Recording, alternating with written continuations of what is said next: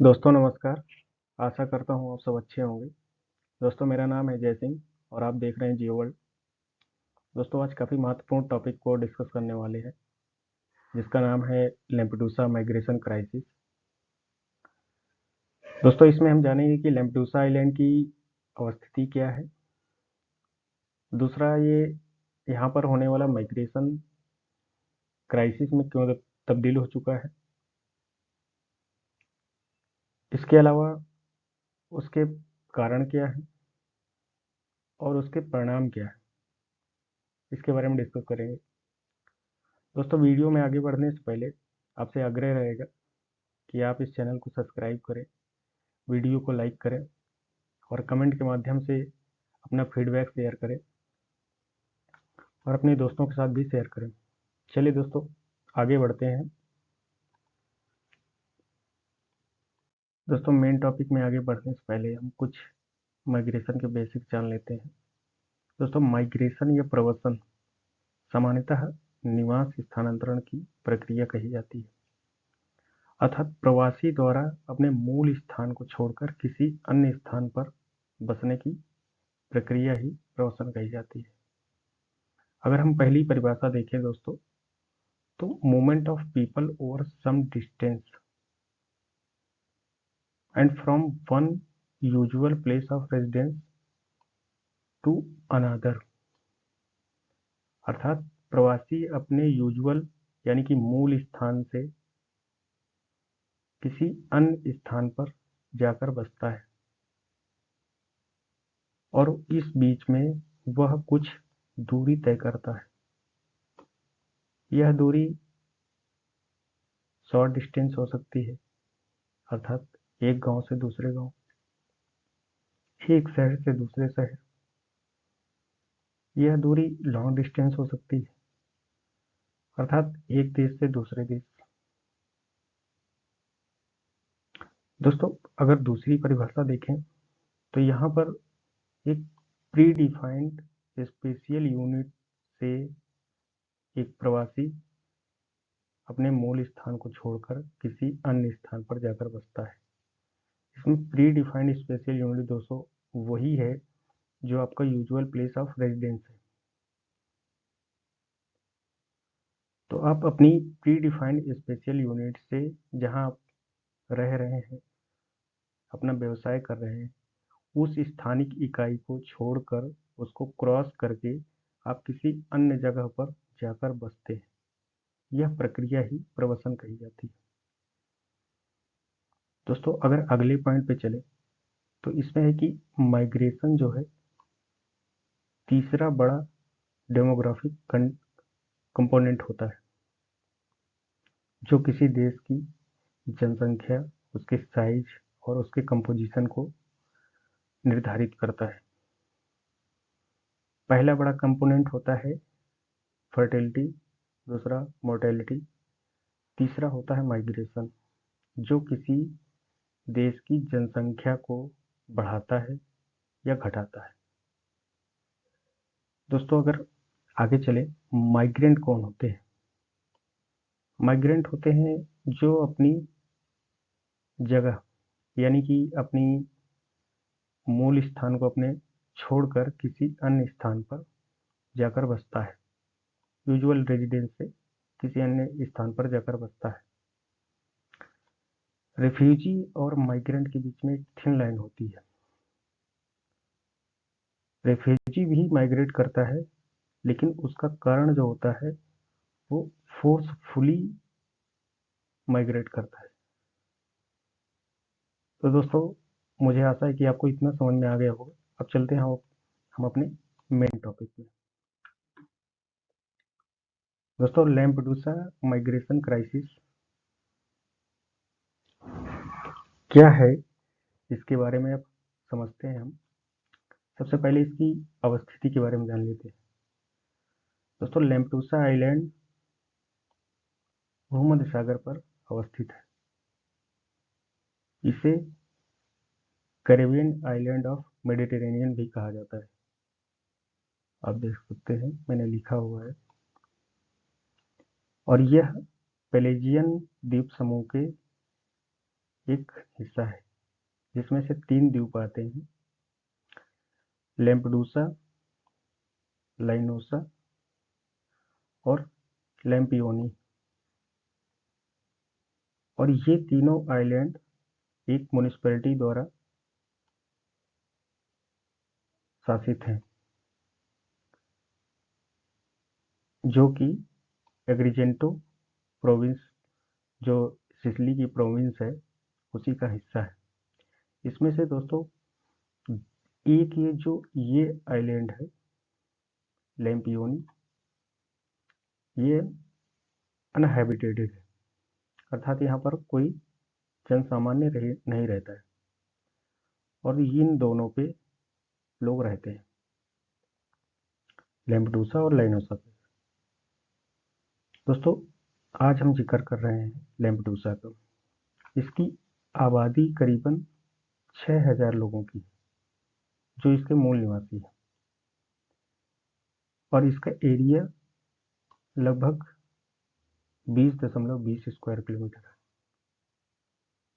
इसका आकार आप देख सकते हैं, ये कुछ ऐसा स्ट्रेच है, और इसकी बीच भी देख सकते हैं, कटी फटी जो है इसकी कोस्ट है।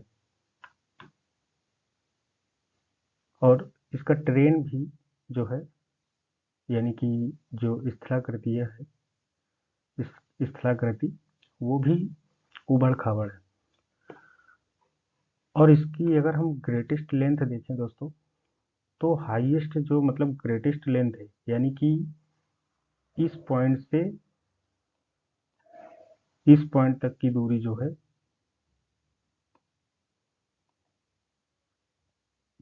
11 किलोमीटर है। और ग्रेटेस्ट विड्थ, यानी कि इसकी दूरी जो है 3 किलोमीटर है। तो आप समझ सकते हैं कि एक छोटा सा एरिया है, और उसकी पॉपुलेशन लगभग 6000 लोगों की है। हिस्टोरिकली दोस्तों यहाँ पर ग्रीक और रोमन लोग आते रहते थे।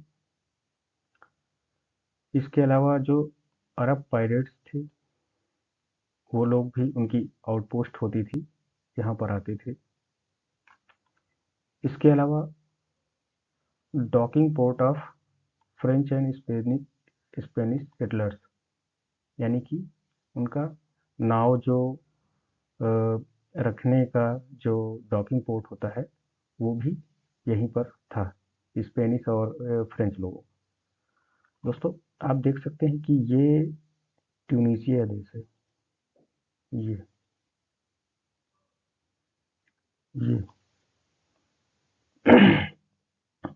और इससे इसकी दूरी करीबन 145 किलोमीटर शायद है, और ये सिसिली द्वीप है, और ये इटली है। तो आप समझ सकते हैं कि यहाँ से माइग्रेट जो लोग करते हैं, वो सबसे पहले लैम्पडूसा आइलैंड पर जाकर ठहरते हैं, और फिर यहाँ से सिसिली, और सिसिली से डायरेक्ट यूरोप में एंट्री पाते हैं। तो इसी वजह से इसे गेटवे ऑफ यूरोप भी कहा जाता है, अर्थात यहाँ से लेके इधर मिडिल ईस्ट से, इधर यहाँ से, और इसके अलावा पूरे अफ्रीका से कहीं से भी लोग ये रास्ता अपनाते हैं। दोस्तों सबसे पहली घटना यहाँ पर लोगों के आने की दिसंबर 1993 में हुई थी, जहाँ पर कुछ एक स्मॉल ग्रुप जो है यहाँ पर आया था, और इसके बाद में अभी तक करीबन 500,000 लोग यहाँ से पास हुए, यानी कि 500,000 माइग्रेंट्स जो है यहाँ से आए हैं और पास हुए। कुछ डिपोर्ट कर दिए गए, और कुछ यूरोप में एंट्री कर दिए, यूरोप पहुंच गए। अभी एक रिसेंट न्यूज आई दोस्तों, इसी दिसंबर महीने में, कि ANSA ये न्यूज़ है, रेलियन मीडिया है, उसके अनुसार करीबन 78,000 माइग्रेंट्स और रिफ्यूजी, इनका कहना है कि जून से दिसंबर के बीच में करीबन 78,000 लोग इस आइलैंड से पास हुए, यहाँ आए, ठहरे और यहाँ से पास गए। और अभी आपने देखा होगा कि सितंबर महीने में भी यह खबर बहुत सुर्खियों में थी कि 2 से 3 दिन के अंदर ही कम से कम 15,000 लोग उस आइलैंड में आए थे, माइग्रेंट्स। तो ये स्थानिक जो प्रशासन है उस पर भी प्रेशर पड़ता है इससे, और वहाँ के संसाधन सीमित हैं। और लैम्पेडूसा आइलैंड दोस्तों टूरिज्म के लिए काफ़ी पॉपुलर है और इसकी अर्थव्यवस्था भी टूरिज्म पर ही डिपेंडेंट है। तो वहाँ पर अगर क्राउडेड रोड्स होते हैं, पोर्ट और बीच जो है खाली नहीं होते हैं, तो वहाँ के टूरिज्म सेक्टर पर भी उसका प्रभाव पड़ता है। और ये लगातार 3 दशक से हो रहा है, यानी कि 1993 से अभी तक। और छोटा सा एरिया और उसके छोटे मतलब कम संख्या उसके मूल निवासियों की, और वहाँ पर इतनी संख्या आना, यही इसको क्राइसिस में तब्दील करता है। दोस्तों आगे चलते हैं, देखते हैं कि यहाँ पर जो माइग्रेंट्स और रिफ्यूजी आते हैं वो कहाँ से आते हैं। तो दोस्तों इसमें सबसे पहले जो आते हैं वो हैं नॉर्थ अफ्रीका से और सब सहारन अफ्रीका से, यानी कि नॉर्थ अफ्रीका से जस्ट नीचे वाली जो बेल्ट है उसको सब सहारन अफ्रीका कहते हैं। इसके अलावा मिडिल ईस्ट से, एशिया से भी आते हैं, और मेजोरिटी में दोस्तों यंग लोग आते हैं, माइनर्स भी आते हैं, वुमेन्स भी आती हैं, उनमें से कुछ प्रेग्नेंट होती हैं और बच्चों को भी साथ में लाते हैं। ये स्थिति दोस्तों क्यों हो रही है, इसका कारण क्या है? इसका कारण दोस्तों मैंने मैप में बताया आपको कि ये जो है closest piece of European territory to North Africa, अर्थात नॉर्थ अफ्रीका से कम मतलब ज़्यादा से ज़्यादा इसकी 150 किलोमीटर दूरी है। तो माइग्रेंट्स क्या करते हैं कि अपनी छोटी सी बोट लेते हैं और उसमें से स्मगलर्स होते हैं, वो लोग इनको जो है उस आइलैंड तक पहुंचाते हैं, या कुछ पैसे दे के कोई बोट का सहारा लेके वहां तक जाते हैं। और हमेशा घटनाएं होती हैं कि बहुत सारे लोग भूमध्य सागर में डूब के भी मर जा रहे हैं। उसका कारण दोस्तों यही है कि एक अनसेफ तरीके से ट्रेवल करते हैं लोग, छोटी छोटी बोट लेके, लकड़ी की लोहे की बोट वो लेकर जाते हैं। दोस्तों देखें कि सबसे पहले हमने ये तो जान लिया कि सबसे क्लोजेस्ट पीस है यूरोपियन टेरिटरी की, इसलिए लोग सोचते हैं कि हम सबसे पहले यहाँ जाएंगे, ठहरेंगे और इसके बाद यूरोप में एंट्री करेंगे। तो इसीलिए इसको जो है गेटवे टू यूरोप भी कहा जाता है। ये दोस्तों लिखा हुआ है, आप देख सकते हैं कि लगभग 145 किलोमीटर है नॉर्थ अफ्रीकन कोस्ट से। इसके दूसरा कारण जो दोस्तों है कि हमेशा आप देखेंगे कि कभी ना कभी जो है आप कुछ दिन में देखेंगे कि मिडिल ईस्ट में कॉन्फ्लिक्ट लाइक सिचुएशन होती है, तब लोग वहां से माइग्रेट करते हैं। कभी वार होता है, कभी युद्ध की सिचुएशन होती है, तो लोग वहां से माइग्रेट करते हैं। इसके अलावा आप देख सकते हैं कि सोशियो इकोनॉमिक कंडीशन जो है और पॉलिटिकल इंस्टेबिलिटी जो ट्यूनीशिया में है, जो इस आइलैंड से सबसे कम दूरी पर स्थित देश है अफ्रीका का, और वहाँ की जो सोशो इकोनॉमिक और पॉलिटिकल कंडीशन होती है उनकी वजह से लोग माइग्रेट करते हैं। इसके अलावा कैटेस्ट्रॉफिक फ्लड इन लीबिया, भी आपने देखा होगा कुछ दिन पहले कि लीबिया में फ्लड आई। इसके अलावा हॉस्टिलिटी एंड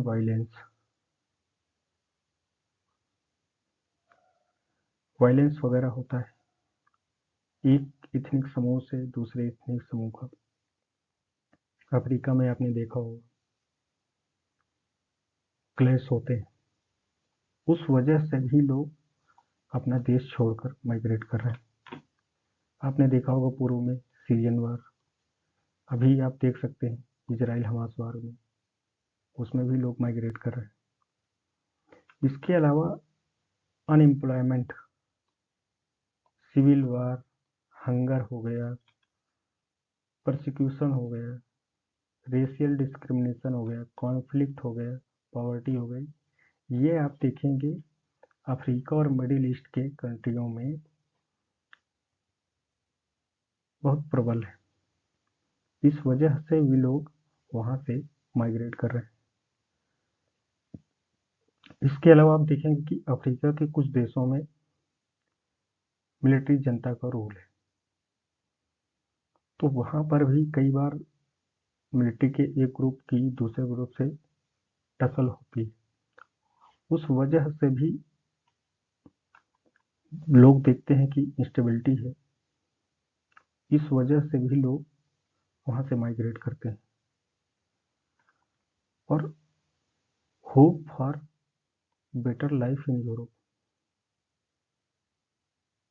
उनको आशा होती है कि हम यूरोप पर अच्छा जीवन व्यतीत कर सकते हैं, काम कर सकते हैं, इस वजह से लोग माइग्रेट कर रहे हैं। तो दोस्तों इसके कुछ प्रमुख कारण ये हैं। अब हम चलते हैं कि इसके जो है परिणाम क्या हुए, रिजल्ट क्या है। तो आप देखेंगे कि एक तो छोटा सा आइलैंड और उसका छोटा सा हार्बर यानी कि पोर्ट है, उसमें जो है बोट्स क्राउडेड है, मतलब कि इतनी बोट्स हैं कि अब वो किनारा,